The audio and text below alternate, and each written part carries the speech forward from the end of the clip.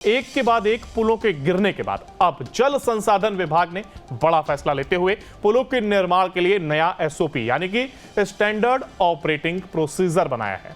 अब तय मानक के तहत ही पुल पुलिया का निर्माण किया जाएगा। पूरे बिहार में कहीं भी पुल या पुलिया के स्ट्रक्चर बनाने के लिए अब जल संसाधन विभाग से एनओसी लेनी होगी।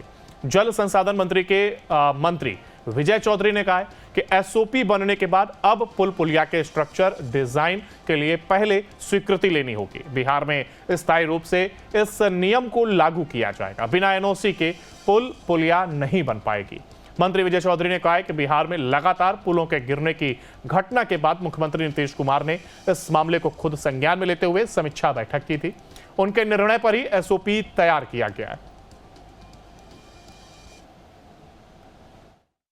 इसमें मुख्य रूप से जिन दो नदियों के जलस्राव के कारण गंगा नदी का जलस्तर ऊपर है अभी, उसमें एक तो सोन है और दूसरा घाघरा नदी।